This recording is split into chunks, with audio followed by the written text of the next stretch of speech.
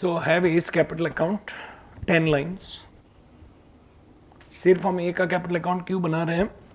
Because वो हमको बोल रहे हैं कि find out what is due to as executives, as legal representatives.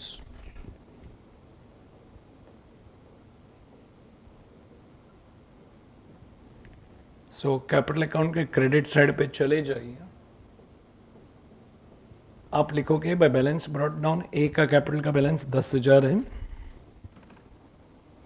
और अभी हमें क्या करना है कि भाई ऑर्डर ऑफ एडजस्टमेंट्स में जाना है। Let us check a that the partners be allowed interest at 10% per annum on the fixed capital.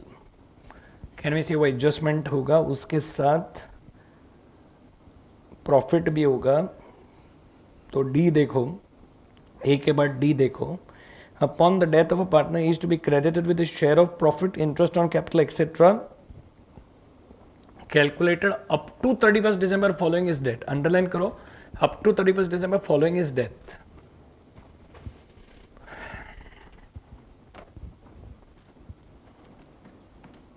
देखो जिस रीत से इंफॉर्मेशन दिया हुआ है 30th सितंबर 11 को ए डाइड, वो दिया है देखो last paragraph of the first page. A died on 30th सितंबर 11, उसको अंडरलाइन करो।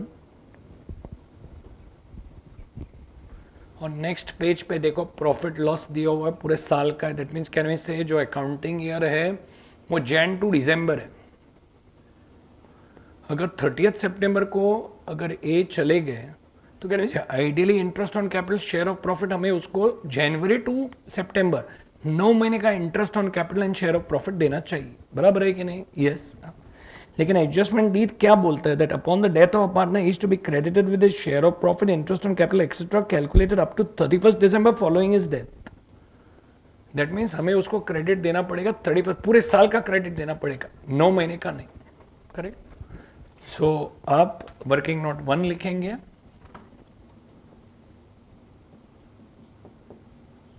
आप लिखोगे interest on capital and share of profit.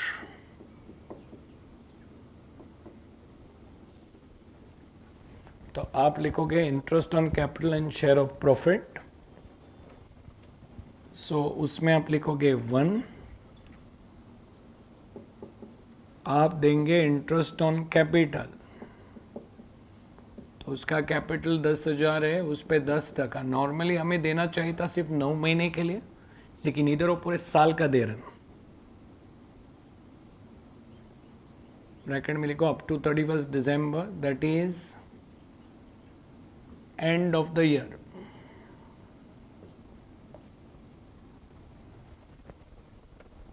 So 10,000 into 10% can we say is 1,000।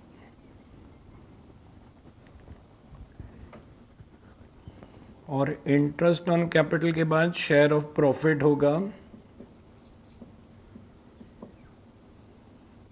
Share of profit हमें कैलकुलेट करना पड़ेगा। आप देखो वो कभी गया 30th सितंबर 11। सो नेक्स्ट पेज पे 2011 की प्रॉफिट देखो, लेकिन जो 2011 की प्रॉफिट है वो before charging interest on capital है। सो आप ऐसा लिखोगे प्रॉफिट फॉर 2011 3670 है, and less interest on capital,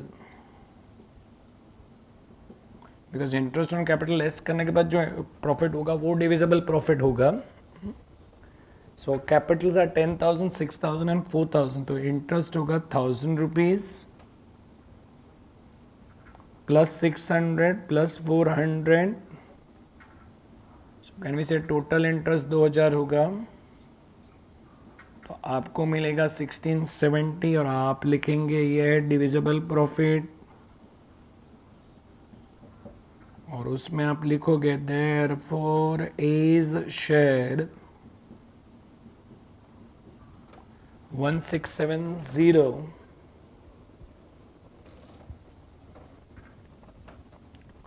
into 2/4।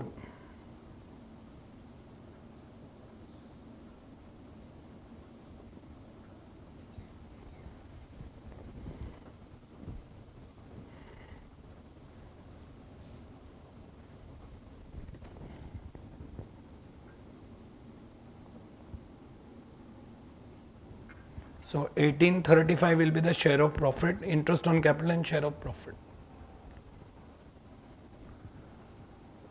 So आप क्रेडिट साइड पे चले जाइए, ये एंड ऑफ द ईयर का एडजस्टमेंट है और एंड ऑफ द ईयर पे बनेगा, जरूर बनेगा, क्या बनेगा, पीएनएल अप्रोप्रिएशन। बीच में क्या बनेगा, PNL, beach of the between the year PNL suspense.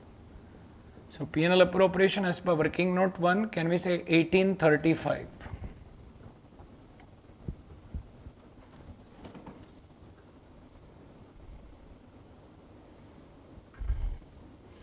So इसका मतलब interest on capital and share of profit चले गए। उसके बाद एडजस्टमेंट बी देखो, that upon the death of a partner, goodwill of the firm to be valued at 2 years purchase of the average profit after charging interest on capital for 3 years to 31st December preceding means preceding the death of a partner। Underline करो preceding बोले तो previous,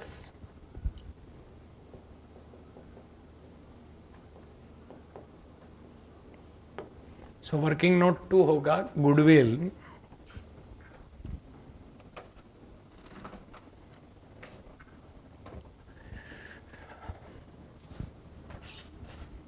तो उसमें आप लिखोगे average profits और वो preceding 3 years का एवरेज आपको निकालने का, प्रीवियस 3। सो सेकंड पेज पे देखो प्रॉफिट दिया हुआ है, 2011 में बेचारे चले गए, सो प्रीवियस 3 ईयर बोलेगा तो 8, 9 and 10।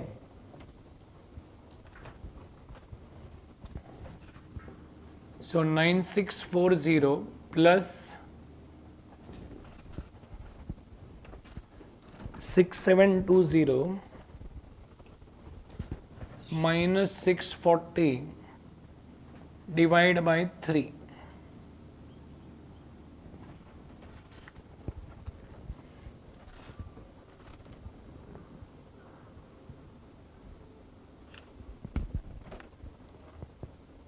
So 9640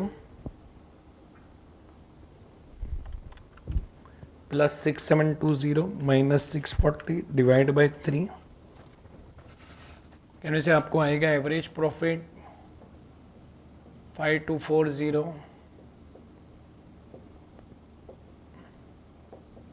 it is before interest. लेकिन उन लोग ने आपको क्या दिया, पढ़ो तो, that upon the death the goodwill of the firm to be valued at average profit after charging interest on capital। तो आप लिखोगे लेस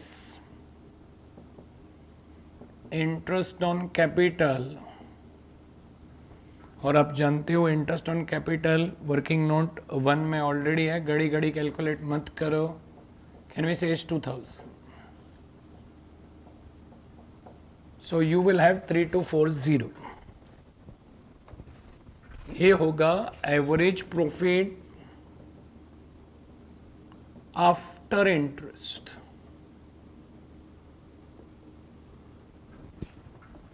ये होगा एवरेज प्रॉफिट आफ्टर इंटरेस्ट, और जैसे आपको मिलेगा average profit after interest, goodwill को वैल्यू करो 2 into 3240, कैन वी से होगा 6480। ये गुडविल ऑफ द फर्म है, और आप फाइंड आउट करो ए इज अ शेयर 6480 इंटू 2/4, वो होगा 3240। इसका रीजन क्या हमने किया, डायरेक्टली देखो, अगर आपने गुडविल का ट्रीटमेंट दिया तो raise in old and write off in new, तो एंट्री क्या होगा, B will be debited, C will be debited, A will be credited. लेकिन हमको बी और सी को कितना डेबिट मिल रहा है उससे अभी कोई लेन देन नहीं है, क्योंकि हमने बी और सी का अकाउंट बनाया नहीं है। तो हम क्या करेंगे, डायरेक्टली इधर क्रेडिट साइड पे जाके लिखेंगे by B and C's capital, bracket में लिखेंगे goodwill as per working note 2। अगर हम तीनों का कैपिटल बनाते ए बी सी का, then we would have done raise and write off, and then हमें मालूम पड़ता है ए और बी और सी को कितना डेबिट मिलता। तो कहने से गुडविल एडजस्टमेंट भी चले गए। अभी सी देखो, that an insurance policy of 10,000 each to be taken in the individual names of each partners. To be taken in the individual names of each partners. तो अंडरलाइन कीजिए individual names of each partners और उसके left में लिखो therefore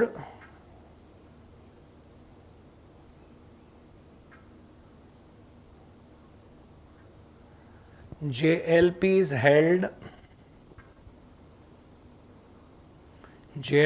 held individually.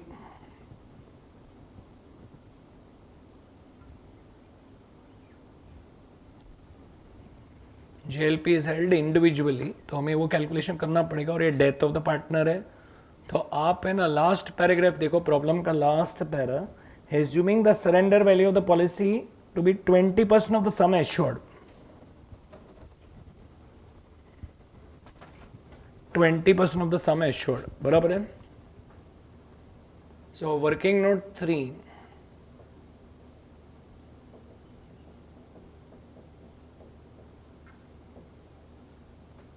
आप लिखेंगे joint life policy और bracket में लिखने का held severally. Held severally. Severally means individually.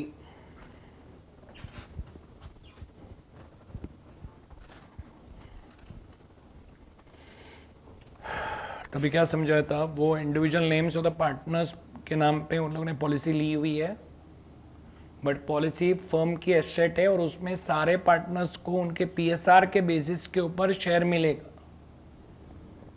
Late us start. ए कौन है? ए है जो पार्टनर चले गए, तो ब्रैकेट में लिखने का डिसीज्ड पार्टनर. और अगर आपको याद होगा डिसीज्ड पार्टनर को मिलेगा पूरा सम एश्योर्ड. डिसीज्ड पार्टनर का पॉलिसी का वर्थ होगा पूरा 10,000. कैन वी से सम एश्योर्ड. तो आप लिखोगे ए डिसीज्ड पार्टनर 10,000 सम एश्योर्ड. उसके बाद है बी. बी कौन है? Surviving partner. सर्वाइविंग पार्टनर और उसका पॉलिसी वर्थ होगा surrender value 10,000 into 20%. Policy worth है 2,000. उसके बाद सी है. सी भी सर्वाइविंग पार्टनर है.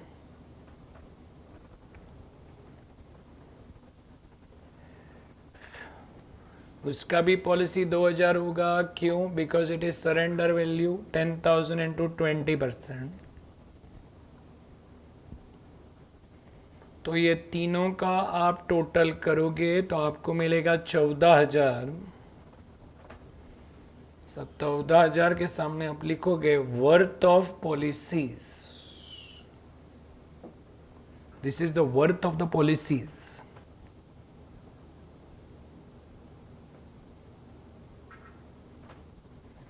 और जैसे आपने वर्थ ऑफ द पॉलिसी लिखा, आप लिखोगे therefore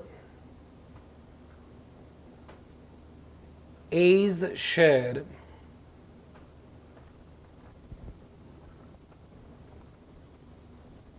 is equal to 14,000 into 2/4. A's share होगा 7,000.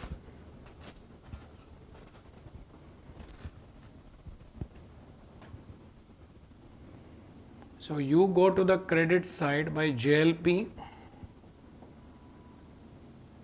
Share in policies. Can we say वो होगा 7,000.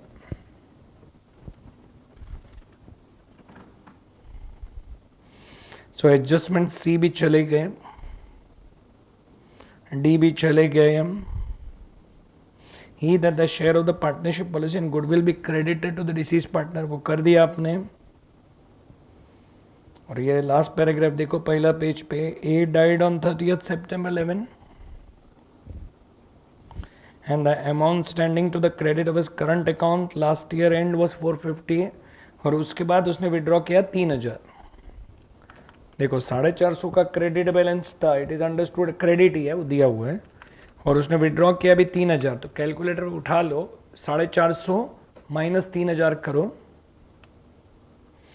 तो अभी करंट अकाउंट का debit balance date of death पे 2550 डेबिट होगा।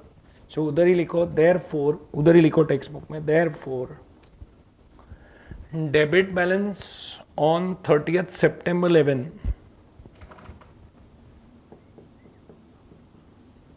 Debit balance on 30th September 11 is equal to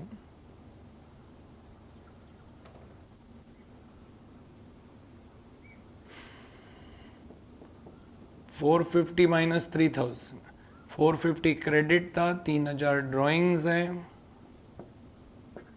so 2550 debit है।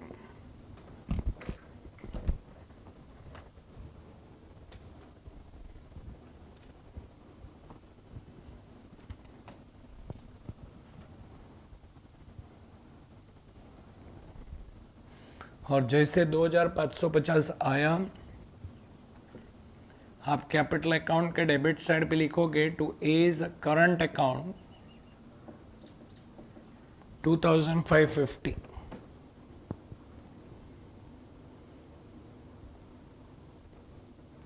With this पहले पेज पे जो भी दिया वो सारे एडजस्टमेंट्स चले गए। अभी नेक्स्ट पेज पे देखेंगे आप, an unrecorded liability of 2000 was discovered on 30th September 11 and it was decided to record it and be immediately paid off। तो उधर लिखने का वो एडजस्टमेंट के सामने लिखो therefore revaluation loss।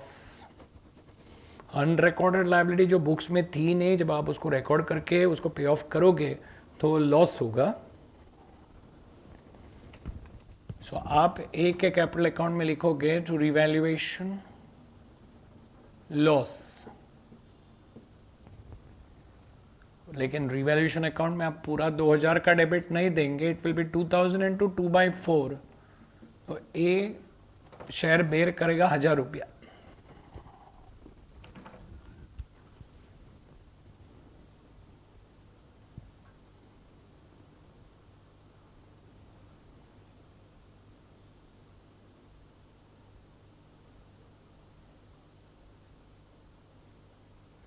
With this आप कह सकते हो कि आपने सारे एडजस्टमेंट समाप्त किए, बिकॉज उसके बाद वाला पैराग्राफ में प्रॉफिट लॉस दिया हुआ है, फिर सरेंडर वैल्यू की हमने पॉलिसीज की सरेंडर वैल्यू दी हुई है।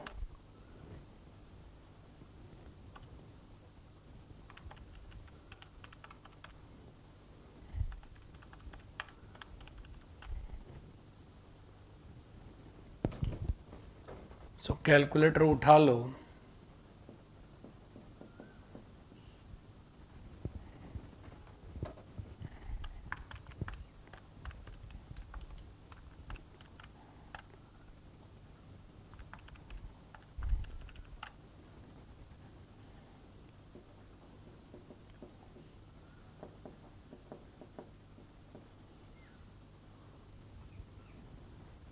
सो आपको मिलेगा 18,525। This is the final amount payable. Tell me किसको पेमेंट होगा? एज एग्जीक्यूटिव्स को। सो आप इसको ट्रांसफर करोगे to as executors.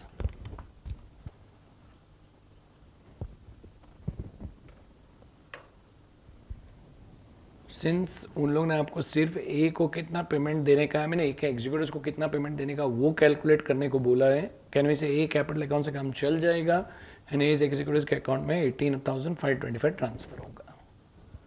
With this I hope आपके दिमाग में गया कि प्रॉब्लम समाप्त हुई।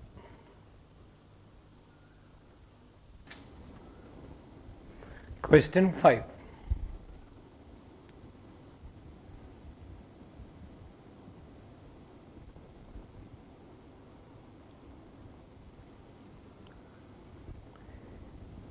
Peter, Paul and Prince were sharing profits and losses in the ratio of 2:1:1. It was provided in the partnership deed that in the event of a retirement or death of a partner, he or his legal representatives would be paid 1. The balance in the capital account, 2. His share of goodwill of the firm valued at 2 years purchase of the average profits after charging interest on fixed capital for the last 3 years to December 31st preceding the retirement or death.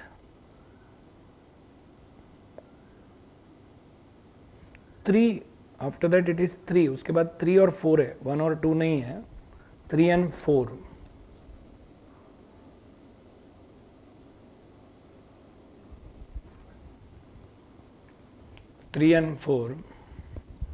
His share of profits from the beginning of the accounting year to the date of retirement or death, which shall be taken on proportionate basis of profits of the previous year, has increased by 25%.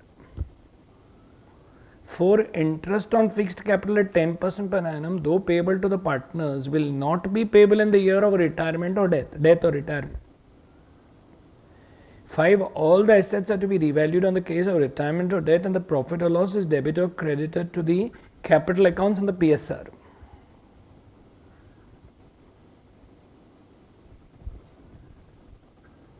Peter died on 30th September 16. The books of accounts are closed on calendar year basis from 1st Jan to 31st December. So 30th September 16 को underline करो.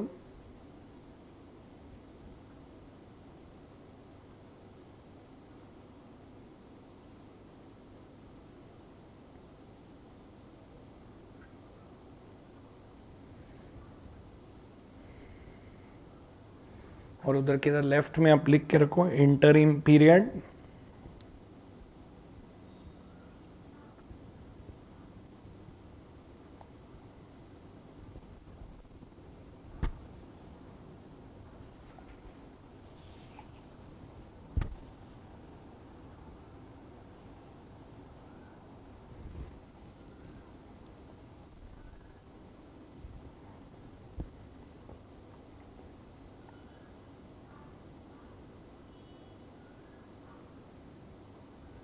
सो आप लिखोगे interim period. अभी देखो 1 जनवरी को accounting year चालू हुआ, 30 सितंबर को पीटर चले गए.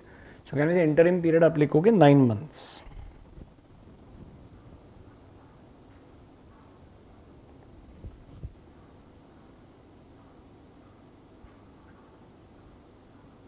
The balance in the fixed capital accounts as on 1st Jan 16 वो Peter 10, Paul 5, Prince 5. The balance in the current account as on 1st were Peter 20, Paul 10, Prince 7.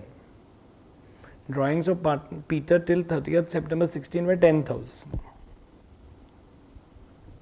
The profits of the firm before charging interest on capital for calendar years 13, 14 and 15 were 1 lakh, 120 and 150 respectively. And the profits include the following abnormal items of credit: profit on sale of assets and insurance claim received. The firm had taken out a joint life policy for 1 lakh. Besides, the partners had severally insured their lives for 50,000 each. The premium in respect thereof has been charged to the P&L. The surrender value of the policy is worth 30% of the face value. On 30th June 16, the firm received notice from the insurance company that insurance premium in respect of fire policy had been undercharged to the extent of 6,000 in the year 15 and the firm has to pay immediately. The revaluation of the assets indicate an upward revision of the value of assets to the extent of 20,000. Prepare an account showing the amount due to Peter's legal representatives as on 30th September along with necessary workings. So the LICO, that is prepared current account,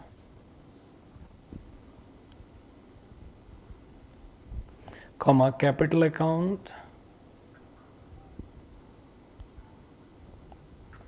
and executor's account of Peter.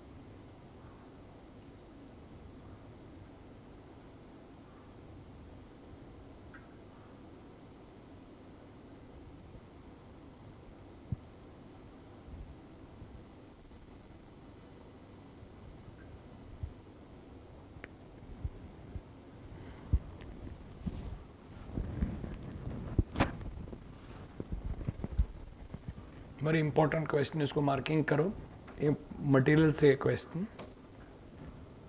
3 account open करो, executive account 5 line, capital account 5 line, current account 10 line. 5, 5 और 10 executives, capital account and वो क्या बोलते हैं current account, but सब Peter के account, only Peter.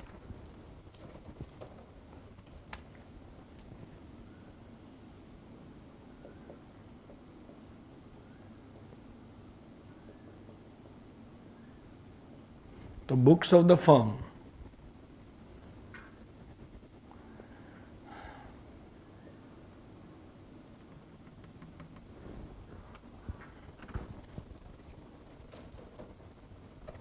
सो आप open करोगे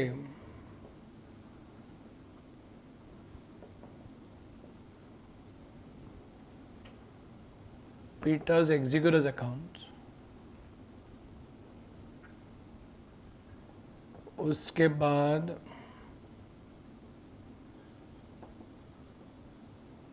पीटर्स कैपिटल अकाउंट,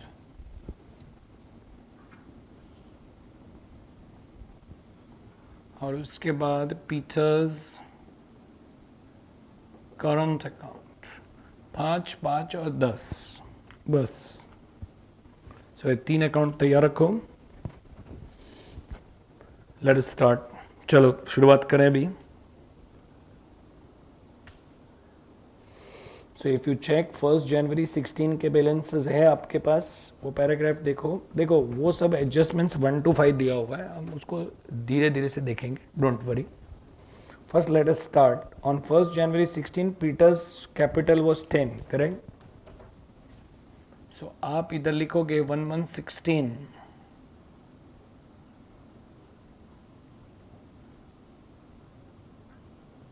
कैपिटल 10,000। उसके बाद अब आगे बढ़ेंगे।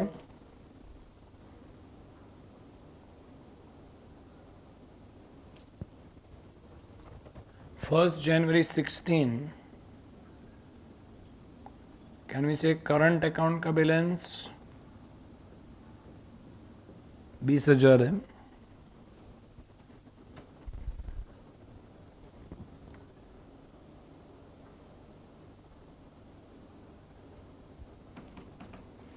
और उसके बाद उन्होंने आपको दिया है 30 सितंबर और 16 तक पीटर का ड्राइंग्स भी दिया हुआ है। तो करंट अकाउंट में आप ड्राइंग्स डेबिट करोगे, पीटर्स ड्राइंग्स आर 10,000। और उसके बाद वो ऑर्डर ऑफ एडजस्टमेंट्स में जाइए 1 to 5। क्या दिया देखो, PSR दिया हुआ है 2:1:1। It was also provided in the partnership deed that in the event of retirement or death of a partner, उसका लीगल रिप्रेजेंटेटिव को पेमेंट होगा balance in capital account. And to his share of goodwill of the firm valued at 2 years purchase of normal average profit, उसको underline करो, normal average profit after charging interest on fixed capitals for the last 3 years to 31st December preceding the retirement or death। तो अपने को last 3 साल का profit लेना है, but normal profit. वही पैराग्राफ में जिधर कैपिटल और करंट अकाउंट दिया है, प्रॉफिट दिए हुए है कैलेंडर ईयर 13, 14 और 15 के लिए, लेकिन उसके नीचे दिया हुआ है कि एबनॉर्मल आइटम्स ऑफ क्रेडिट है, तो वो उसका आपको हटाना पड़ेगा। उसके बाद वाला पैरा देखो,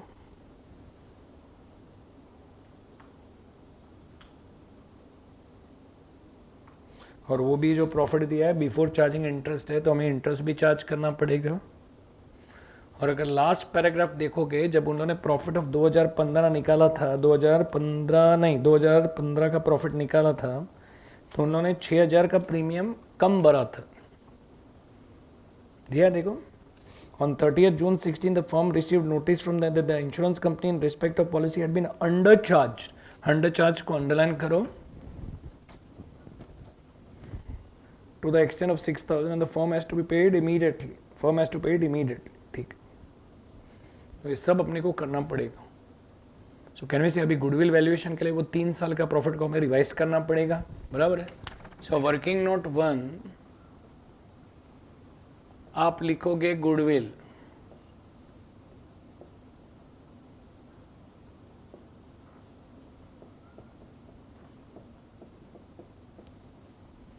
सो 3 कॉलम बनाए जाए 13, 14 एंड 15।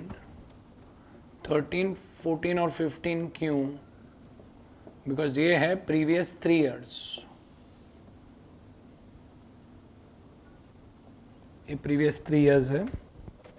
सो जैसे मैंने कॉलम बनाया वैसे बनाइए आप, 13, 14, 15 previous 3 years.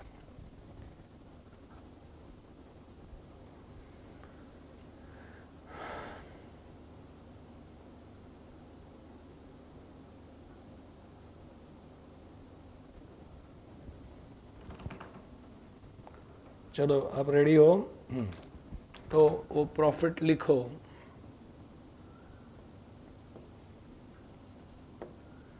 Profits as given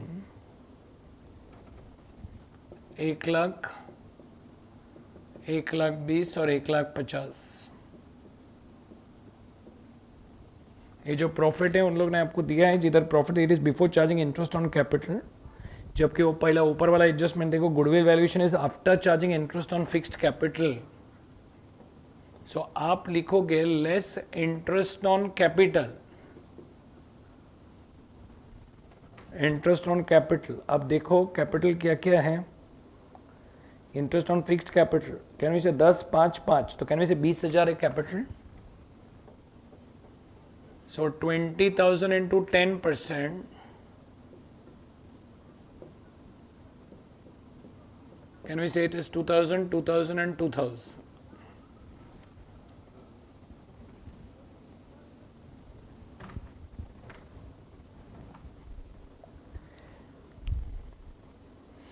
तो ये तो आपने किया, लेकिन उधर एबनॉर्मल आइटम्स ऑफ क्रेडिट है वो आपको हटाना पड़ेगा। सो यू से लेस, वो क्रेडिट है, क्रेडिट को अंडरलाइन करके लिखो, abnormal items of credit, credit को अंडरलाइन करके क्रेडिट के सामने लिखो इनकम्स, इनकम्स। तो कहने से वो है वो नॉन ऑपरेटिंग इनकम, सो हटा दो। Profit on sale of assets, profit on sale of assets 5,000, 7,000 और 10,000,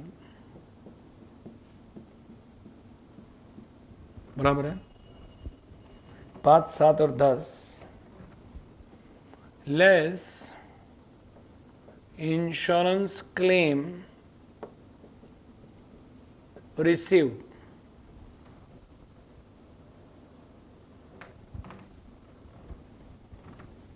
कैन से 3,000 पहले साल में और तीसरे साल में 12,000। आइडियली इतना करते थे तो काम चलता, लेकिन वो लास्ट पैराग्राफ वापस पढ़ो। On 30th June 16, the firm received notice from the insurance company that insurance in respect to the policy has been undercharged to the extent of 6,000 in the year 15. देखो इंश्योरेंस प्रीमियम हमने पे किया ना, 6,000 कम पे किया। सो can we से 15 की profit है ना, वो जब कैलकुलेट किया तो उसमें 6,000 हमने डेबिट किया ही नहीं, 6,000 कम पे किया। जब अभी आप पे करोगे ना तो आप लिखोगे लेस इंश्योरेंस प्रीमियम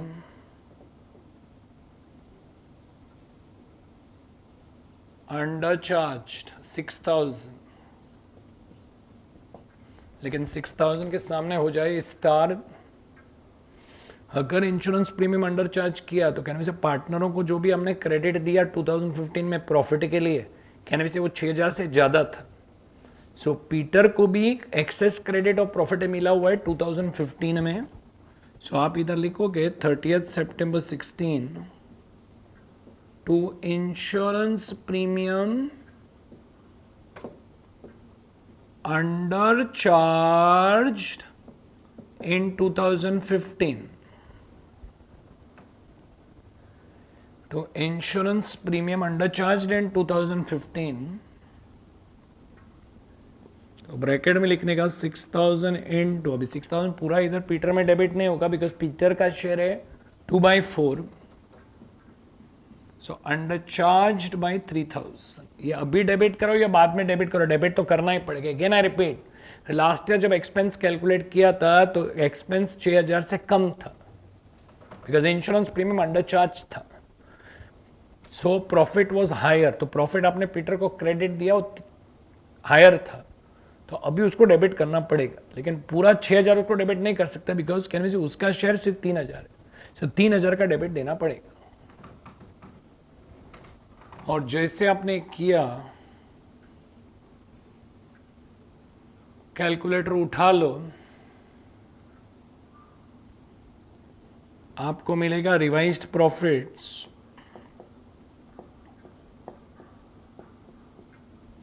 90,000 है, सॉरी 1,11,000 है,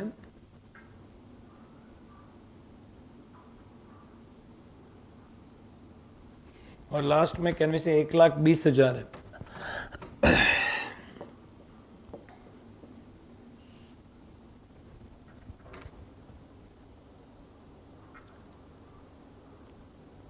so इसका एवरेज प्रॉफिट निकालो, कुछ नहीं दिया तो सिंपल एवरेज ही रहेंगे 90,000 plus 1,11,000 plus 1,20,000, simple average divide by 3,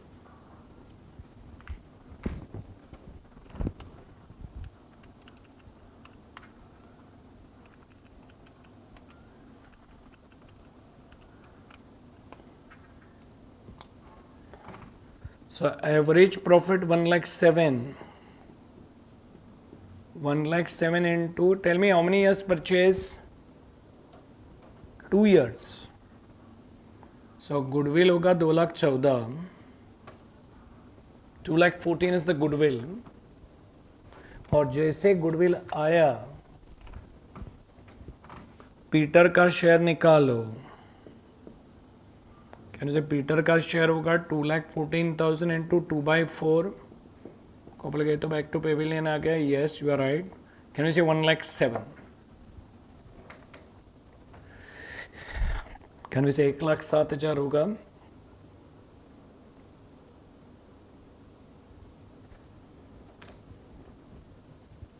और आपको याद होगा दूसरे दो पार्टनर को क्रेडिट करके,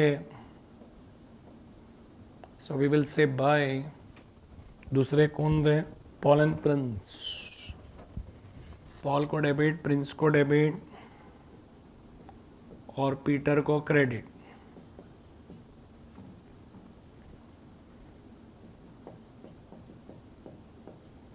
$1,07,000।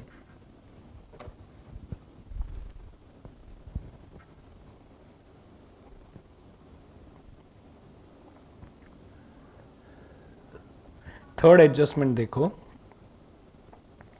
his share of profits from the beginning of the accounting year to the date of retirement or death, from the beginning of the accounting year to the date of retirement or death बोले तो interim period है, and I hope you understand interim period 9 months है, shall be taken on a proportionate basis of the profits of the previous year as increased by 25%।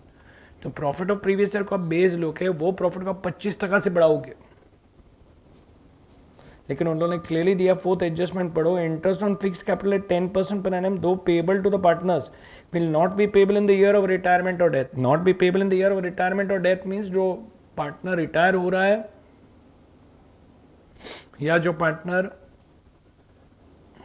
चले गए, either retirement और death, वो partner को interest on capital नहीं मिलेगा। इसको अभी भी नहीं समझा? डेथ हुआ है 2016 में, उन लोग ने आपको प्रॉफिट ऑफ 2016 नहीं दिया है, लेकिन उन लोग ने आपको क्या बोला, 2015 का प्रॉफिट बेस लेने का, और वो प्रॉफिट को आप 25% से बढ़ाओगे तब जाके आपको 2016 का प्रॉफिट मिलेगा। लेकिन एक बात याद रखिए, 2016 में इंटरेस्ट ऑन कैपिटल पीटर को नहीं मिलेगा बिकॉज पीटर का डेथ हुआ। जो भी पार्टनर जिसका रिटायरमेंट या डेथ हुआ उसको वो साल इंटरेस्ट ऑन कैपिटल नहीं मिलेगा। को बोलेगा ये तो अन्याय है, ये न्याय अन्याय वाली बात नहीं है, ये डीड के बेसिस पे, डीड इज एन एग्रीमेंट, तो on the basis of agreement उनको इंटरेस्ट नहीं मिलेगा। जो भी पार्टनर लुढ़क गए या रिटायर हुए उनको इंटरेस्ट ऑन कैपिटल वो साल के लिए नहीं मिलेगा। So let us start now, you know, working note 2 लिखेंगे आप, शेयर ऑफ प्रॉफिट्स, और शेयर ऑफ प्रॉफिट के लिए आप क्या करोगे, प्रॉफिट ऑफ 2015 लोगे आप,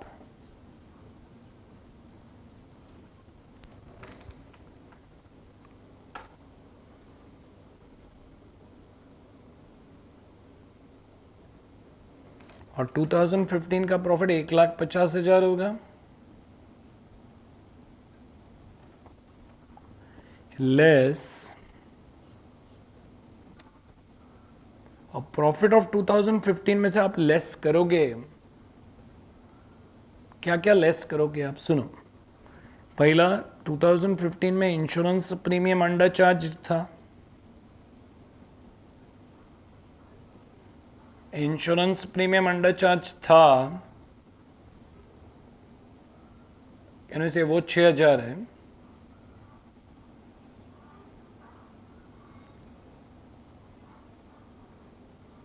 और उसके बाद आप लेस करोगे इंटरेस्ट ऑन कैपिटल,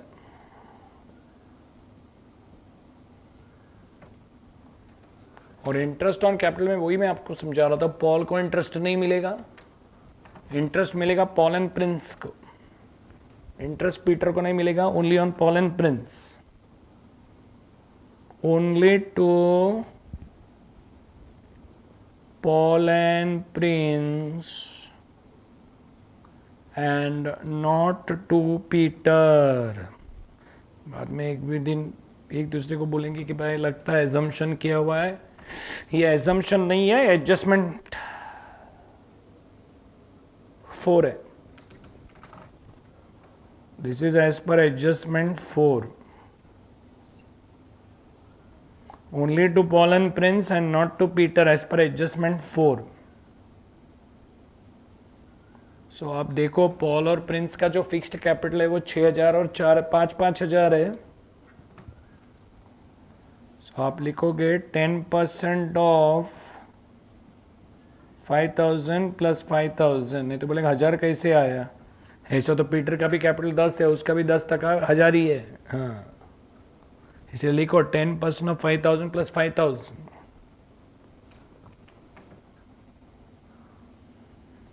सो आप कैलकुलेटर यूज करोगे 1,50,000, उसमें से आप माइनस करोगे 7,000,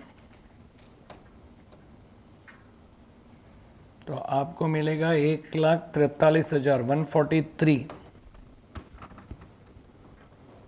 और ये 1,43,000 को है ना अपने को 25% से बढ़ाना पड़ेगा, बिकॉज 2016 की प्रॉफिट 25% ज़्यादा है, सो 1,43,000 का 75%, तेरी तो 1,43,000 का 25%, 35,750, यानी कि आपको मिला 178,750।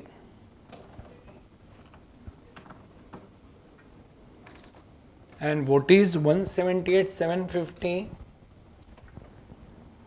वो है एस्टिमेटेड प्रॉफिट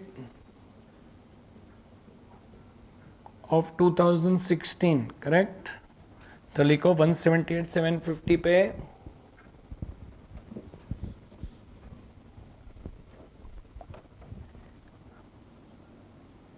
$1,43,000 है,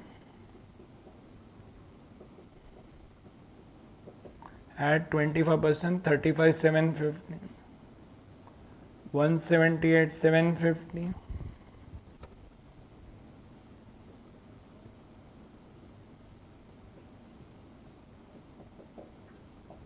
estimated profit of 2016. Therefore,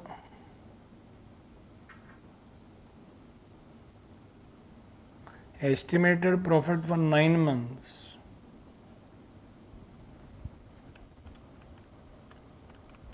$178,750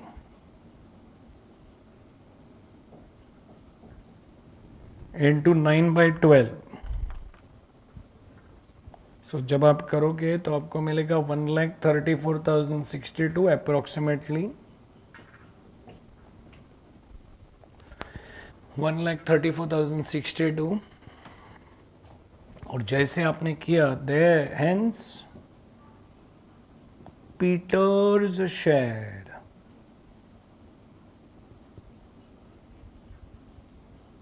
134,062 into 2/4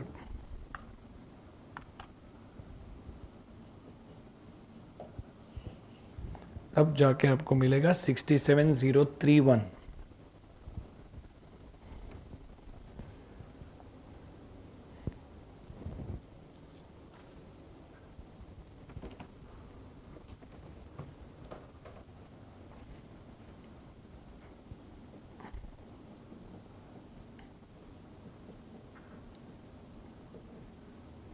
So by P&L suspense, working note 2, A working note 1, 67,031।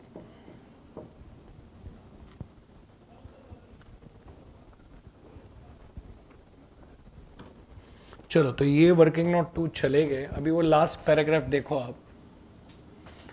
Firm के पास एक जॉइंट लाइफ पॉलिसी 1,00,000 की है सॉरी 1,00,000 की है, और उसके बाद joint life policy each partner के पास, हर पार्टनर के पास जो जॉइंट लाइफ पॉलिसी 50-50-50 की।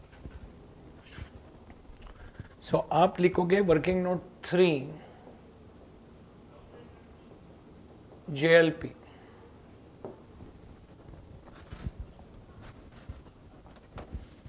रिमेंबर प्रिंस का डेथ हुआ है, प्रिंस नहीं सॉरी किसको मारा मैंने, सॉरी पीटर का डेथ हुआ है।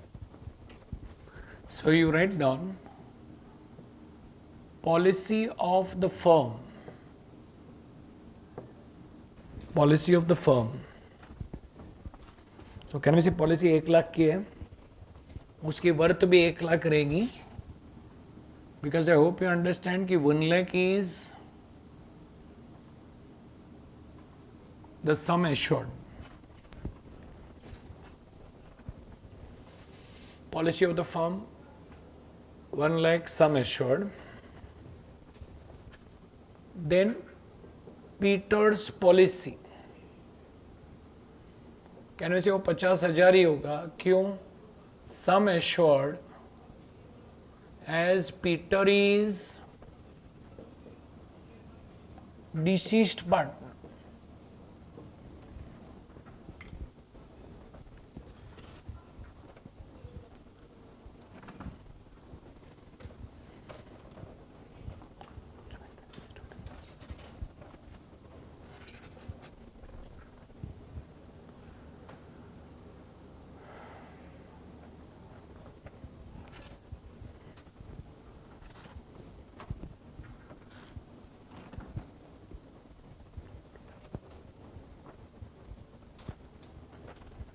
So Peter's policy 50,000,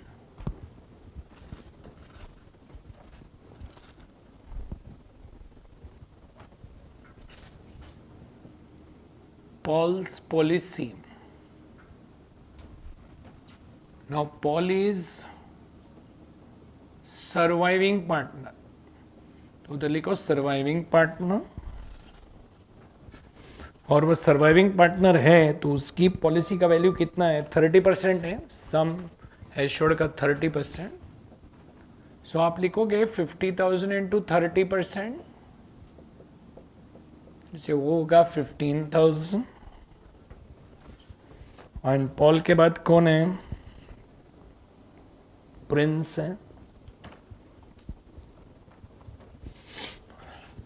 Prince policy, policy of Prince, वो भी 15,000 होगा। रीजन वही है, is surviving partner, so 50,000 into 30%।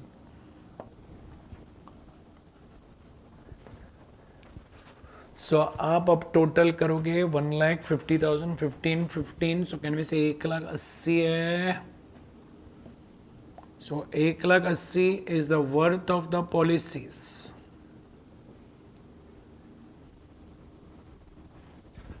$1,80,000 is the worth of the policies, जैसा आपने वर्थ ऑफ द पॉलिसीज लिखा, therefore Peters share 1,80,000 into 2/4. Peter's share will be 90,000.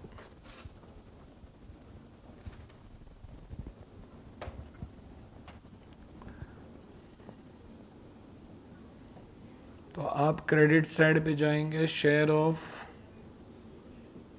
Joints life policies as per working note 3, and we say 90,000.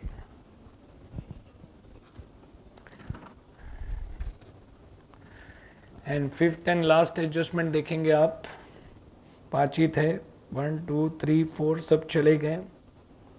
All the assets are to be revalued on the date of retirement or death, and the profit and loss be debited or credited to the capital accounts. Underline करो capital accounts. देखो अगर current account है ना तो सारे adjustment को current, एक बार वो बोला कि prepare current account, so all adjustments current के थ्रू जाना चाहिए, लेकिन इसमें क्लियरली दिया है कि रिवैल्यूएशन प्रॉफिट और लॉस जो भी है उसको कैपिटल में डाल दो. हमें क्या फर्क गिरता है, जिधर बोले उधर डाल देंगे. Now if you look at the last paragraph, third last line, the revaluation of the assets indicated an upward revision in the value of assets to the extent of 20,000. Underline करो upward revision in the value of assets. जब भी upward revaluation होता है इसका मतलब value of asset बढ़ता है, और वैल्यू ऑफ एसेट बढ़ता है so upward revision is revaluation profit. तो उधर लिखो therefore revaluation profit, therefore revaluation profit.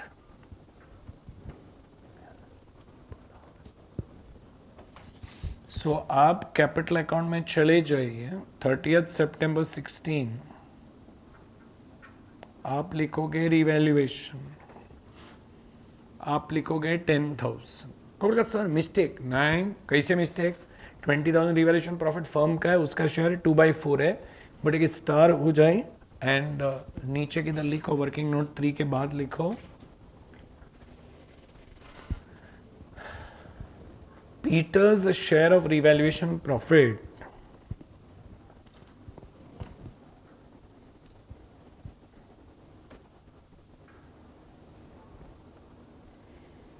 Peter's share of revaluation profit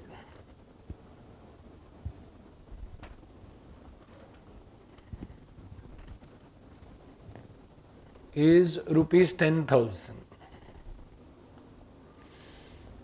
In bracket you write down 20,000 into 2/4.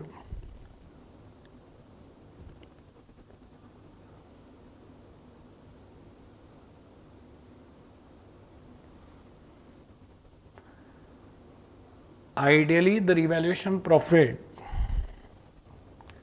ideally the revaluation profit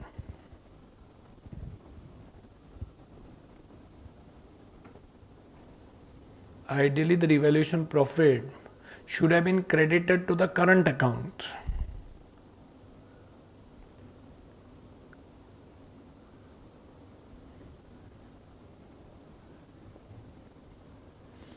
Credited to the current account. However, in this case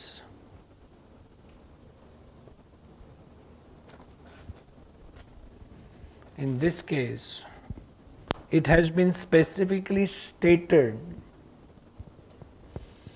in this case it has been specifically stated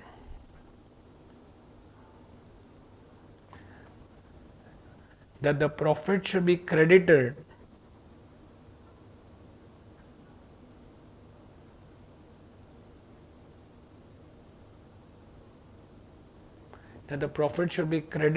to the current accounts, I mean to the capital accounts, sorry.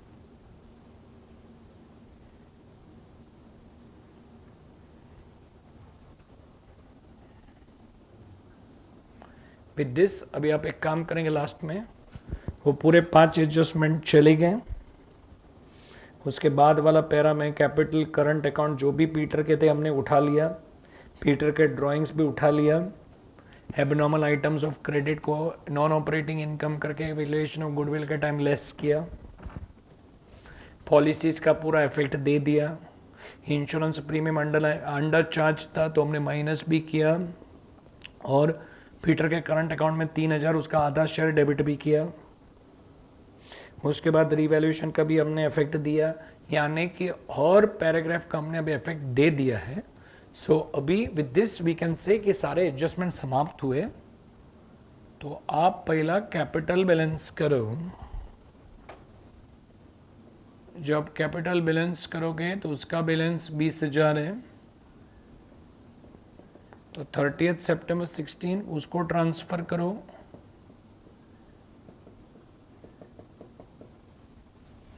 To Peter's executive account.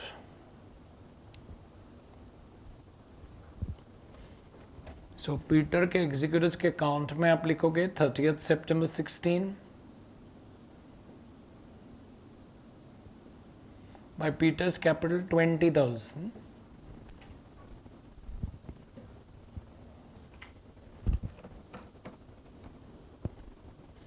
उसके बाद आप उसके current account में चले जाइए।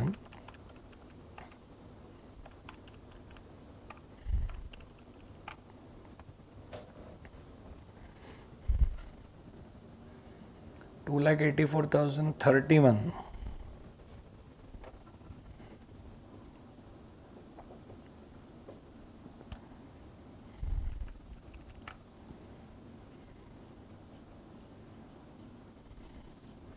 $271,031, ये है balance उसके अकाउंट में। सो ये जाएगा टू पीटर्स एग्जीक्यूटिव अकाउंट।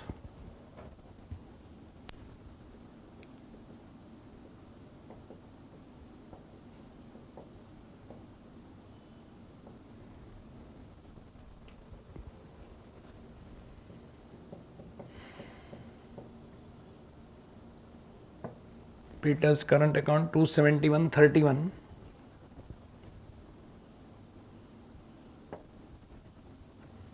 और इस बात पे अकाउंट को बैलेंस किया जाए,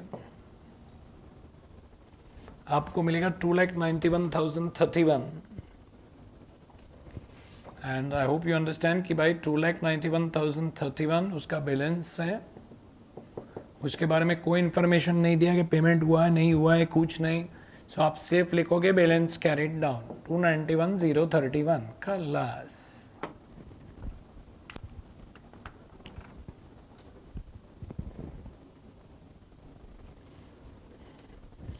सो 291,031 उधर लिखो, बैलेंस कैरिड डाउन, और उसके सामने एक स्टार हो जाए और एक छोटा सा लाइन लिखो, since no information is given, since no information is given regarding the payment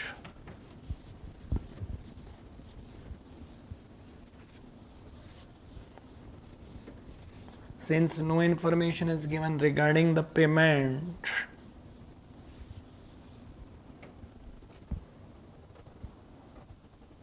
regarding the क्या बोले payment to plants Peter's executors,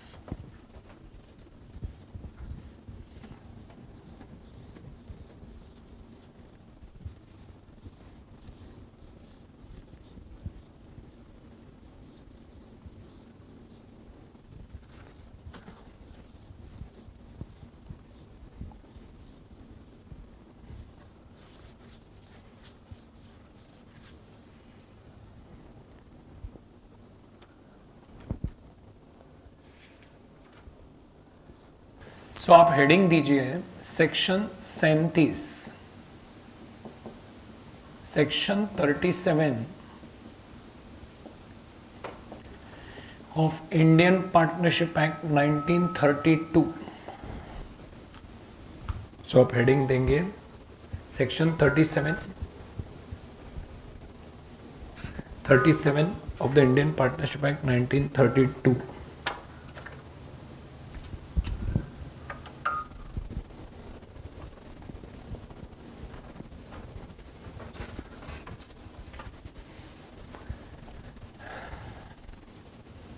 आपने देखा, so section 37 of Indian Partnership Act हम अब कर रहे हैं, ये एप्लीकेबल होगा for both retirement as well as death, ये दोनों में एप्लीकेबल होगा। नाउ ये कैसे एप्लीकेबल होगा समझो। रिटायरमेंट हो या डेथ हो, आप कैलकुलेट कर रहे हो ड्यूज, करेक्ट। ड्यूज अगर अनपेड है तो आपको मालूम है वो लोन में जाता है, लोन और व्हाट कॉल एग्जीक्यूटिव्स अकाउंट में जाता है। नाउ लोन या एग्जीक्यूटिव्स अकाउंट को इंटरेस्ट मिलेगा, rate of interest as per deed. अगर आपको याद होगा, deed is agreement amongst partners, तो डीड के बेसिस पे उनको इंटरेस्ट मिलेगा। लेकिन ऐसा भी हो सकता है देयर इज नो डीड, और ऐसा भी हो सकता है deed is silent. deed is silent, there is no deed or deed is silent, then apply section 37। अगर डीड ही नहीं है या डीड है और ये पॉइंट पे साइलेंट है तो आप सेक्शन 37 अप्लाई करोगे।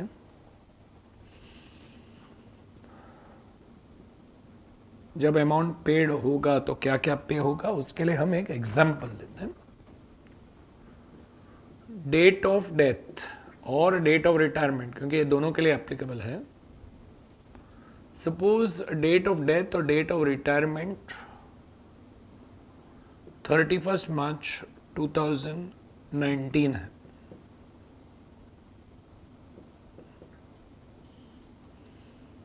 और date of repayment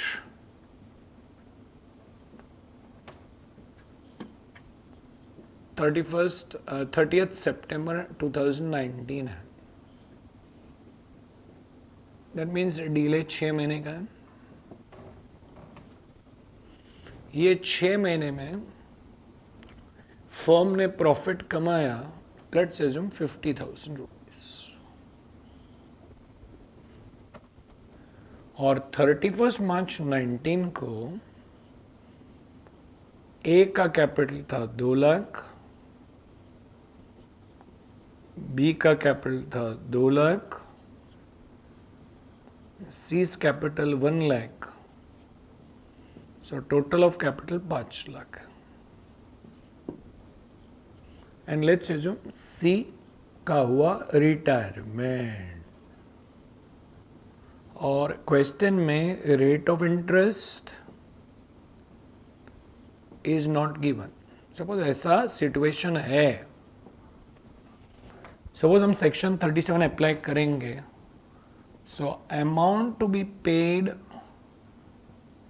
to retiring partner और एग्जीक्यूटर्स, अब कैसे कैलकुलेट करेंगे, स्टाइल देखो। 1 प्रिंसिपल अमाउंट आपको देना पड़ेगा 1 लाख, प्रिंसिपल के साथ आपको इंटरेस्ट देना पड़ेगा। अभी आपने वो पढ़ा होगा, हाँ आप पढ़ा होगा नहीं, यू हैव स्टडीड। अगर कुछ नहीं दिया, interest will be eight the rate of 6% per annum for delay. 1 lakh के ऊपर 6%, 6 महीने के लिए 3,000 का इंटरेस्ट होगा। और मैं ऑप्शन दूंगा सी का कैपिटल हमने बिजनेस में यूज किया, तो हम उसको शेयर ऑफ प्रॉफिट भी दे सकते हैं। नाउ शेयर ऑफ प्रॉफिट आप कैसे कैलकुलेट करोगे, सिंपल है। जब 5 लाख कैपिटल है तो 50,000 का प्रॉफिट है, तो जब 1 लाख सी का कैपिटल है तो कितना प्रॉफिट, शेयर ऑफ प्रॉफिट होगा 10,000। सो हम उसको ऑप्शन देंगे 3,000 चाहिए या 10,000, तो ऑब्वियसली वो 10 ही लेगा, तो I will say which ever is higher,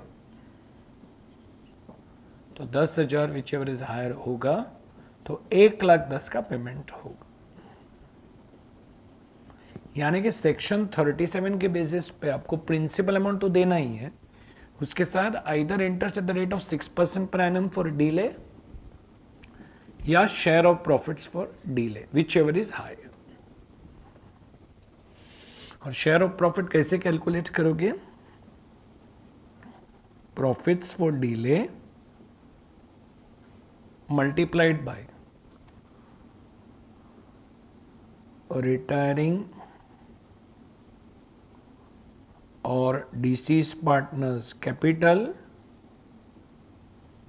retiring और deceased partners capital divided by total capital. को बोलेगा जरा लिख के दिखाएंगे? Of course yes. 50 की प्रॉफिट है डीले के लिए, रिटायरिंग पार्टनर्स कैपिटल 1 लाख है, टोटल कैपिटल 5 लाख है। So can we say 10,000 is the profit? So that is section 37. I explained again एक और बार, रिटायरमेंट और डेथ होगा तो ड्यूज का पेमेंट करना पड़ेगा। अगर ड्यूज अनपेड है तो लोन या एग्जीक्यूटिव अकाउंट में अमाउंट जाएगा, इंटरेस्ट उसको मिलेगा in future as per deed. Deed आपको मालूम है पहले लेक्चर में, as per agreement amongst the partners. लेकिन अगर डीड नहीं है या डीड है और डीड ये पॉइंट के ऊपर साइलेंट है कि लोन होगा तो कितना रेट ऑफ इंटरेस्ट है, then apply section 37। So amount to be paid to retiring partner और एग्जीक्यूटिव्स इज प्रिंसिपल अमाउंट। मैंने एक एग्जांपल लिया, 31 March 19 is date of death और date of retirement, date of repayment 30 सितंबर है, डीले 6 महीने का है, प्रॉफिट 6 महीने के लिए 50 कमाया, टोटल कैपिटल एम्प्लॉयड 5 लाख है, रिटायरमेंट हुआ, डेथ भी हुआ तो भी ठीक है, सेम सेक्शन 37 ही अप्लाई होगा। Rate of interest is not given, तो प्रिंसिपल अमाउंट आपको देना पड़ेगा, प्लस आप ऑप्शन दोगे interest at the rate of 6% per annum for delay और share of profit for delay. Obviously जो भी बुद्धिमान है वो लेगा whichever is higher, payment मिलेगा। और ये कैसे याद रखने का? Profit for delay into retiring और डिसीज पार्टनर्स कैपिटल लेने का मल्टीप्लाइड बाय टोटल कैपिटल, तब जाके आपको शेयर ऑफ प्रॉफिट मिलेगा। सो ऑन द बेसिस तो आप एक काम करो, आप बोर्ड से इसका स्नैपशॉट ले लो,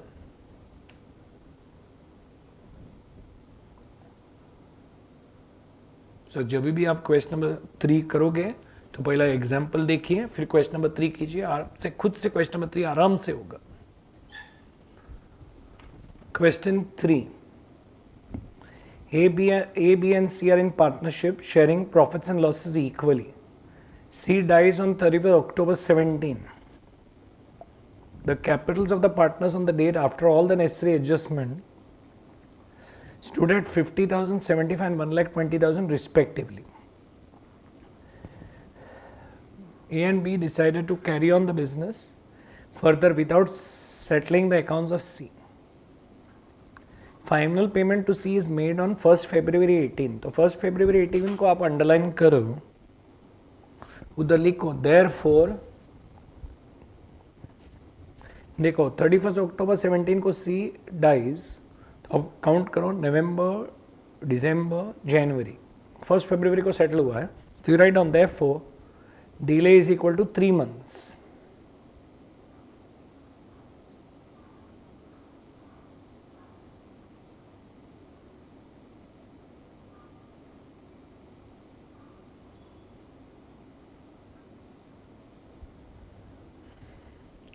The profit made during the period of 3 months amounts to 28,000. Calculate the amount payable to C's legal heirs. Heirs means representative as per section 37. So heading दीजिए amount to be paid to C's heirs, HEIRS, यानी कि executors, legal representatives. Bracket में लिखने का section 37। सो पहला आप लिखोगे principal amount,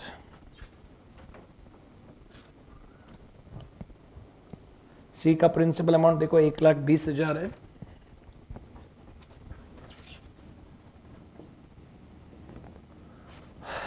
plus two में लिखो ए,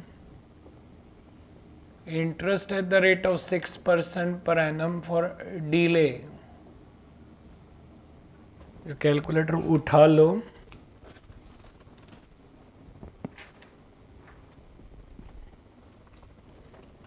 एक लाख 20,000 पे 6% for 3 months।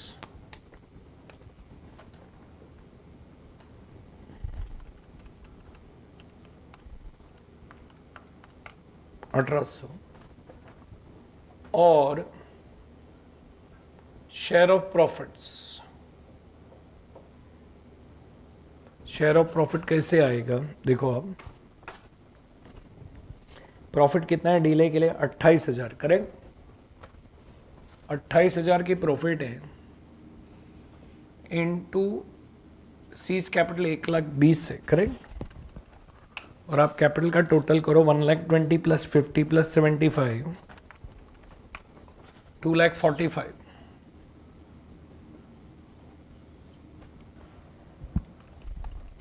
So 28,000 divided by 2,45,000 into 1,20,000.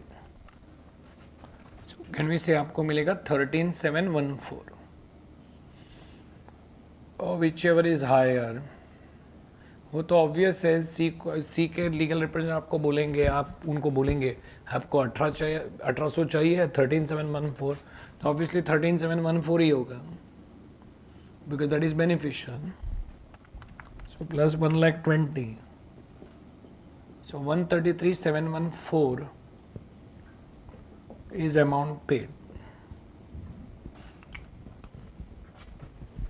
With this I hope you understood section 37 चले गए। और अब हम पहुंचे last question of partnership, question 4। The following was the balance sheet of Oman company in which X, Y and Z were partners sharing profits and losses in the ratio of 1:2:2 as on 31st March 16। Z died on 31st December 16, so आप underline करो 31st December 16 और उसके नीचे लिखो therefore interim period,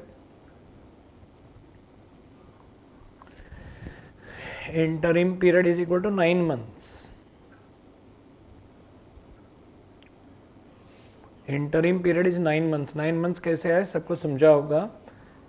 31st मार्च को last accounting year खलास हुआ, अप्रैल से लेकर दिसंबर तक। देन बैलेंस शीट दिया हुआ है, trade payables, bank loan, general reserve, capital accounts of X Y and Z.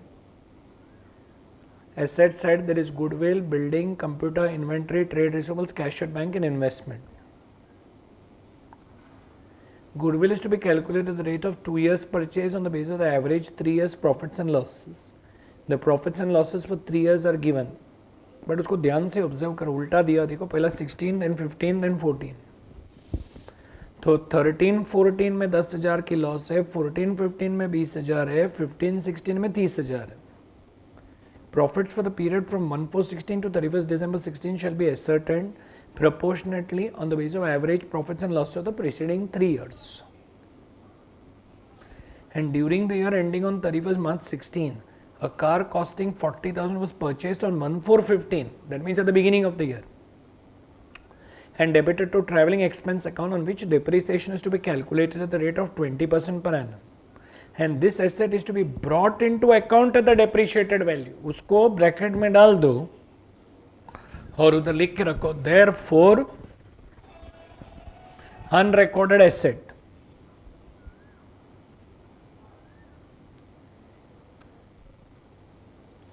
other values of assets whereas agreed as follows: Inventory 16,000, building 1,40,000, computer 50,000, investment 6,000, and trade receivables were considered good. Required 1. Calculate goodwill and Z is the share in profits of the firm for the period 1/4/16 to 31st December 16. To prepare revaluation account assuming that other items of assets and liabilities remain the same. Other items and assets remain the same does not mean all assets and liabilities. Other assets बोले तो जो values उन्होंने दिया है उसको छोड़ के, वो तो understood है, ignore it. Prepare capital accounts and balance sheet of the firm, home and company. तो आप क्या करोगे, आप वो ऑर्डर में मत जाइए, आप नॉर्मल ऑर्डर में चले जाइए. पहला पार्टनर्स कैपिटल अकाउंट बनाइए 8 से 10 लाइन, रिवैल्यूएशन अकाउंट बनाइए 8 से 10 लाइन, और बैलेंस शीट बनाइए 15 line. So revaluation, partners capital, revaluation account and balance sheet.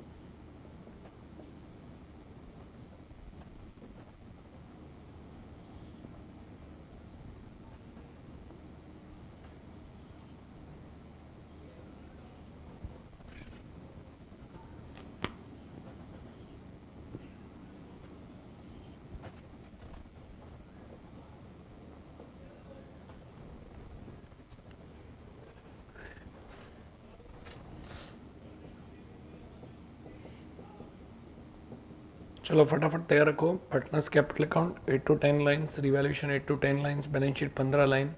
Balance sheet का डेट ध्यान से देखो 31 दिसंबर 16. ब्रैकेट में मैंने क्या लिखा, after death.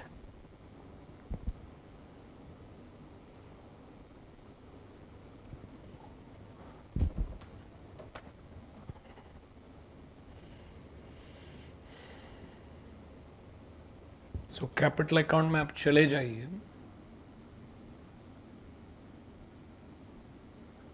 So balance brought down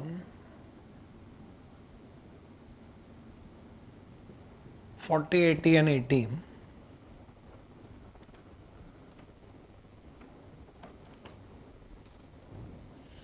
And after that आप देखिए उसमें जनरल रिजर्व है. सो जनरल रिजर्व को डिस्ट्रीब्यूट कीजिए.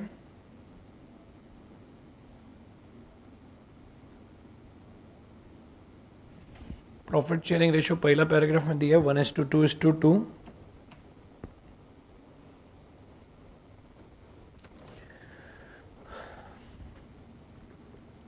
सो general reserve will be 6, 12 and 12. बराबर है. और उसके बाद पहला एडजस्टमेंट देखो, कहने से गुडविल की वैल्यूएशन हो रही है तो गुडविल का ट्रीटमेंट भी देना पड़ेगा. उसके पहले बैलेंस शीट देखो, कहने से बैलेंस शीट में गुडविल का वैल्यू है, उसको राइट ऑफ करो. 1:2:2, वो भी 30,000 ही है. 6, 12, 12. So write off the goodwill. अभी हमें गुडविल वैल्यूएशन करना पड़ेगा. So we write working note 1, valuation of goodwill.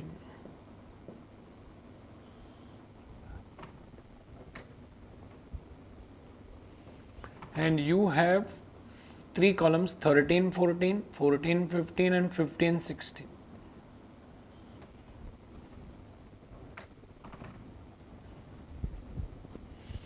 So heading दीजिए वैल्यूएशन ऑफ गुडविल, 3 कॉलम बनाइए, 13, 14, 14, 15, 15, 16।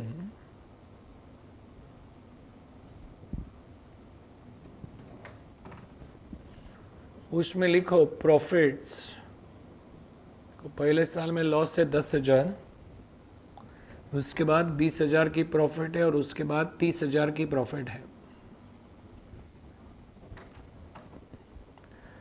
और उसके बाद उन लोगों ने दिया है, देखो वो टेबल के बाद दूसरा para, during the year ending on 31 March 16 a car costing 40,000 was purchased and debited to travelling expenses account. यानी कि जब वो प्रॉफिट कैलकुलेट किया, वो ट्रैवलिंग एक्सपेंसेस में 40 का डेबिट दिया हुआ है। सो कैन वी से ये 40 एसेट साइड पे आना चाहिए था, इंस्टेड ऑफ दैट वो पीएनएल में डेबिट हुआ।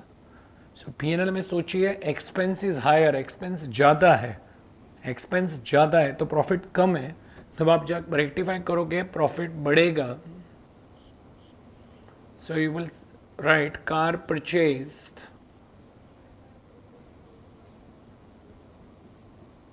कार परचेज 15, 16 में ऐड करेंगे आप 40,000, एंड इसके ऊपर आप डिप्रिसिएशन कैलकुलेट करोगे, अभी तक तो कैलकुलेट हुआ ही नहीं है। सो डिप्रिसिएशन 40,000 पे 20%,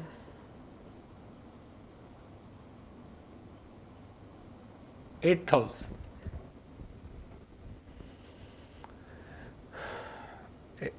वापस मैं रिपीट करता हूँ, कार परचेज किया लेकिन ट्रैवलिंग एक्सपेंस में डेबिट हुआ। सो ट्रैवलिंग एक्सपेंस में 40,000 की डेबिट है, जो एक्चुअली एसेट साइड पे जाना चाहिए था। तो एक्सपेंस हायर है तो प्रॉफिट कम है, तो हमने ऐड किया। और ये एसेट के ऊपर तो कहने से डिप्रिसिएशन अभी तो कैलकुलेट किया ही नहीं होगा, बिकॉज वो कभी बुक्स में आया ही नहीं। सो आप दो इफेक्ट दोगे, इट इज़ अनरिकॉर्डेड एसेट, सो आप रिकॉर्ड कीजिए। रिवैल्यूएशन के क्रेडिट साइड पे आप लिखोगे बाई कार 32,000, और बैलेंस शीट के एसेट साइड पे अभी लिख दो कार 32,000, नहीं तो भूल जाएंगे।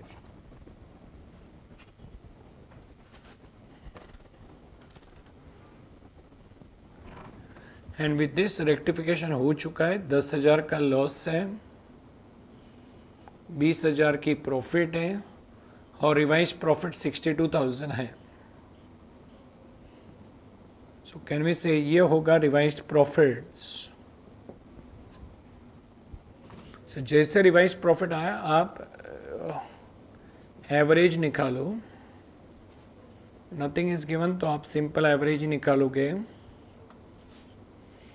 सो एवरेज प्रॉफिट आपको देगा 24,000, करेक्ट।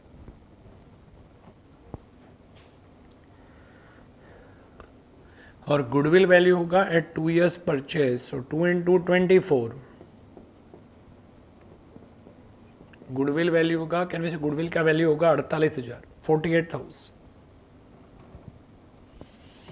और आप ट्रीटमेंट दोगे XYZ, आप रेज करोगे 48,000, 1:2:2 में।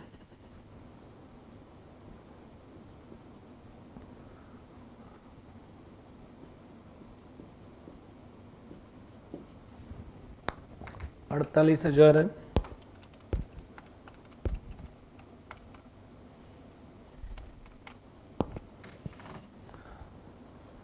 अब राइट ऑफ करोगे 48 नए रेशियो में। अच्छा तो ध्यान से देखो, टेल मी कौन गया Z, so you have to write it off amongst X and Y। Sir X और Y को नया रेशियो दिया नहीं है, सो 1:2 होगा। सो पार्टनर्स को डेबिट मिलेगा 48,000 divide by 3, debit 16 and debit 32।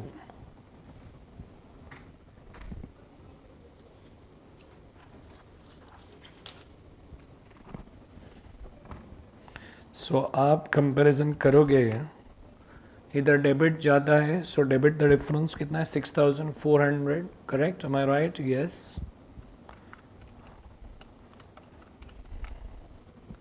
Can we say debit करोगे 12,800, और इधर क्रेडिट करोगे 19,200।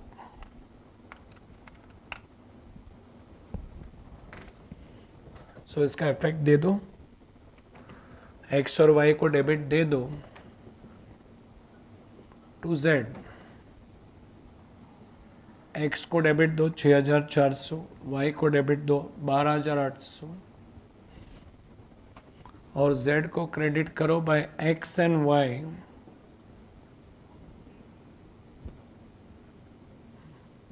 19,200।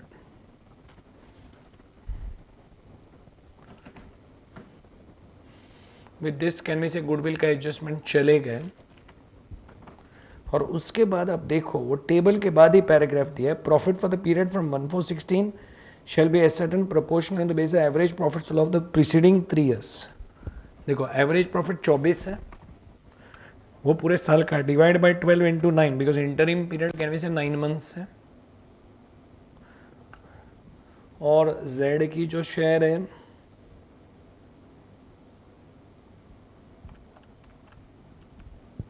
अगेन आई रिपीट 24,000 कैलकुलेटर पे है, डिवाइड बाय 12 इंटू 9। जो 9 महीने का profit assuming profits are even 18,000 है और 2/5 उसका कैलकुलेट करो, can we say Z the share है।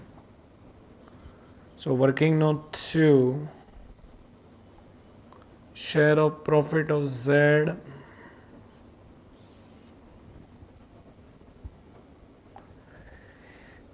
share of profit of Z है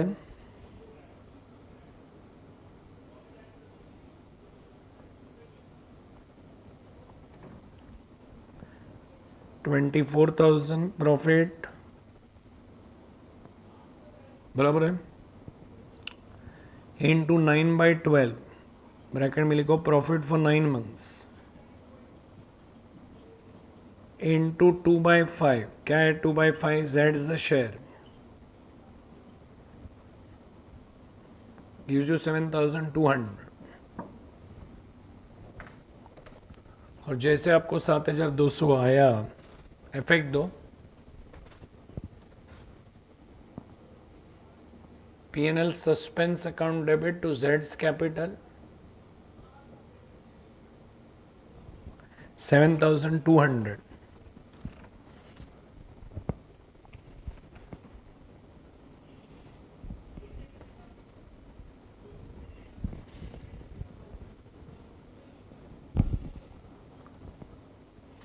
अदर एसेट्स, हाँ चलो दैट मीन्स देखिए अब वो पैराग्राफ के बाद वाला पैरा गया, उसके बाद वाला पैरा भी गया, अभी लास्ट पैरा देखो।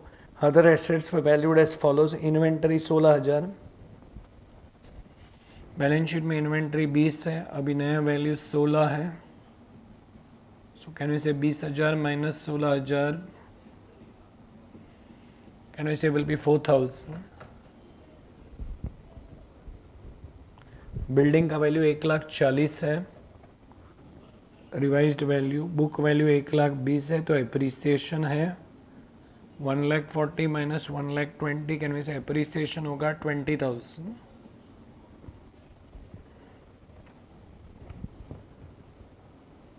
कंप्यूटर है, कंप्यूटर कितना है बैलेंस शीट में 80 है, रिवाइज्ड वैल्यू 50 है।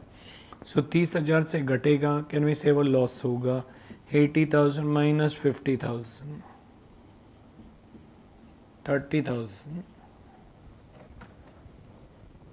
और उसके बाद इन्वेस्टमेंट्स है, उसका रिवाइज वैल्यू 6 है, बैलेंस शीट में 10 है।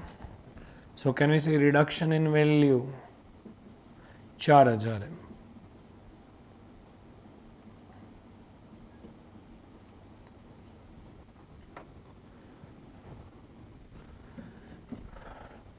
और कोई रिवैल्यूएशन है क्या देख लो बराबर से, और कोई रिवैल्यूएशन नहीं है तो कैलकुलेटर उठा लो। क्रेडिट साइड 52 है, डेबिट साइड पे 38,000 है, आपको 14,000 का प्रॉफिट है।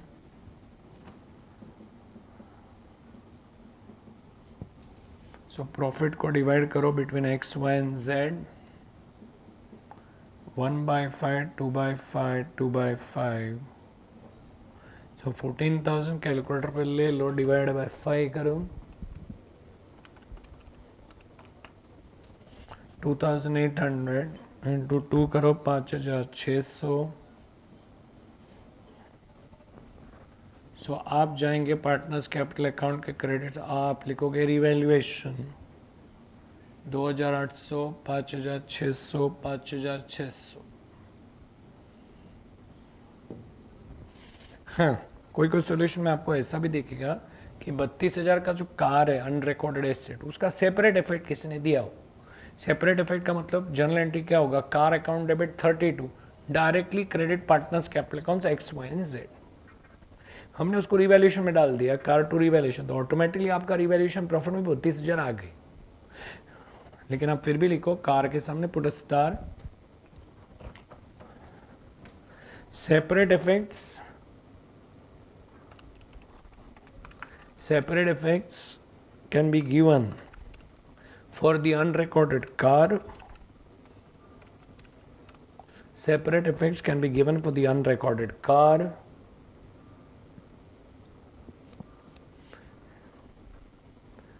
In which case revaluation profit will change.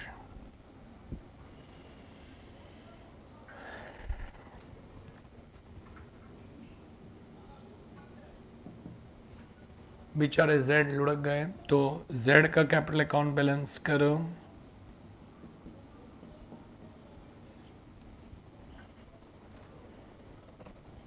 सो 1,12,000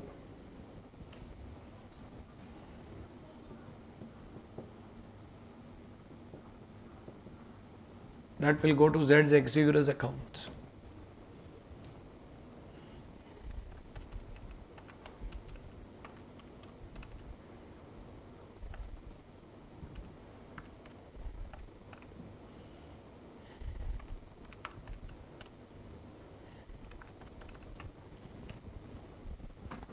उसके बाद आप एक्स और वाई का कैपिटल अकाउंट को बैलेंस करो,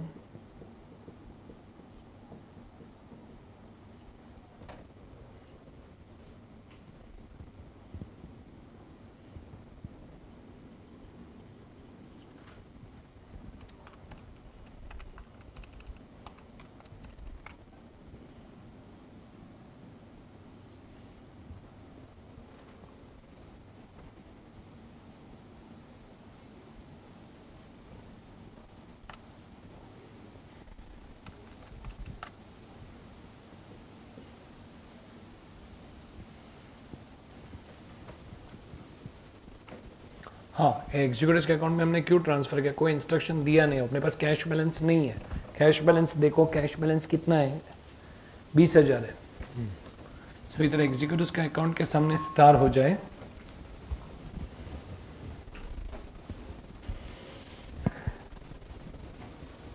तो लिखा जाए किधर, आप लिखोगे 1,12,000 पुट अ स्टार, किधर दूसरी जगह लिखो। There are no instructions given in the question.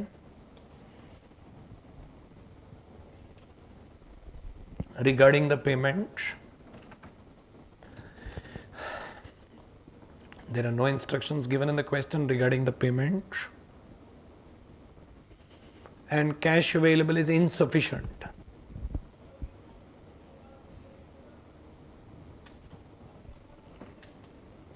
And cash available is insufficient.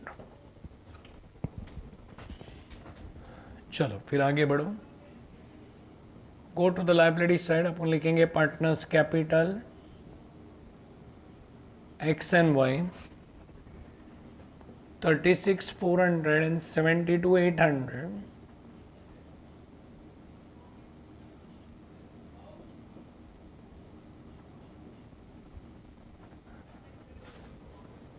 So total करो 1,09,200। उसके बाद डोंट फॉरगेट जेड्स एग्जीक्यूटर्स 1,12,000,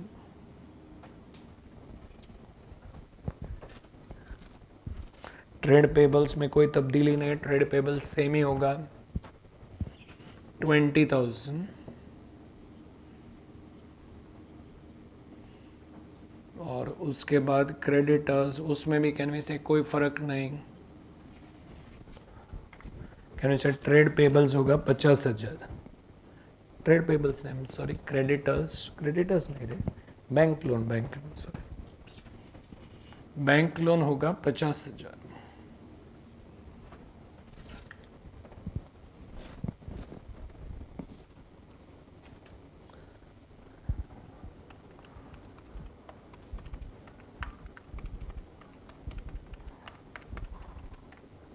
तो आप टोटल करोगे तो आपको टोटल आएगा 2,91,200, 291,200।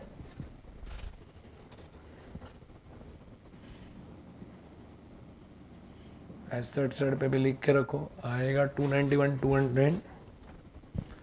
हाँ, now on the asset side can we say goodwill चले गए, बिल्डिंग इनर कॉलम में लिखो 1,20,000, जर्नल एंट्री देखो इंक्रीज हुआ है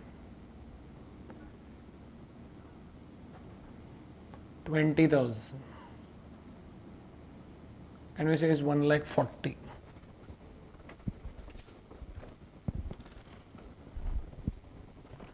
Then there is computers, 80,000,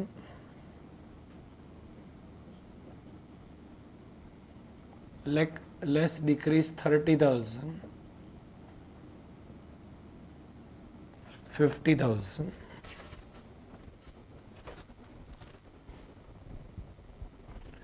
inventories 20,000, less decrease 4,000, that is 16,000,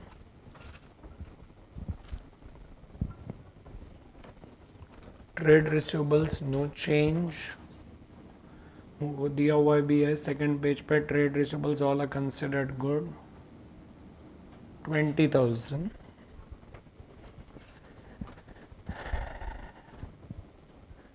then cash at bank same रहेगा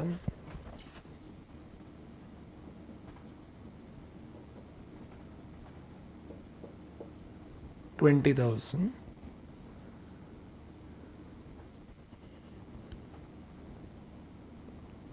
उसके बाद investments 10,000,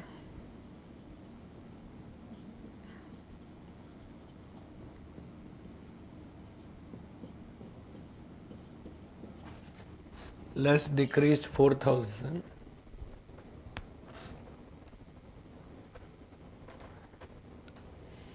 and last but not the least you write down P&L suspense,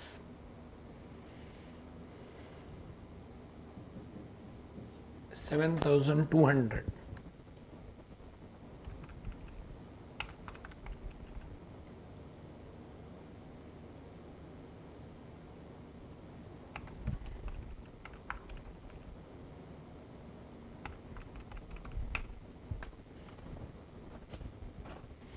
so 2,91,200 पे can we से balance sheet tally हुई।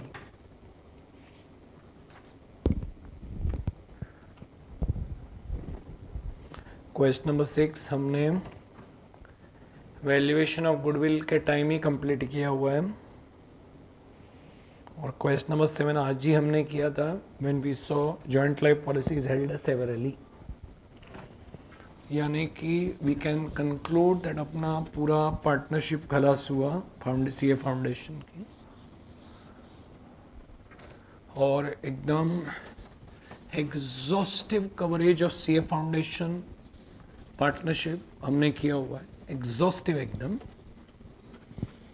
At the most ये होने के बाद भी एक्स्ट्रा प्रैक्टिस चाहिए तो आप इंस्टीट्यूट का मटेरियल देखो, लेकिन most of the questions from the material already अपने टेक्स्ट बुक में है।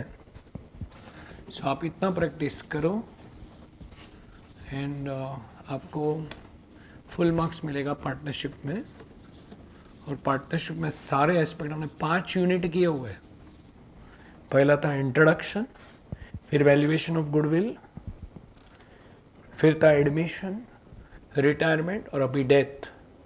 कोई भी क्वेश्चन आ सकता है, किधर से भी आ सकता है। सो ये आप करो, एग्जॉस्टिव है textbook and the study material, there is more than enough.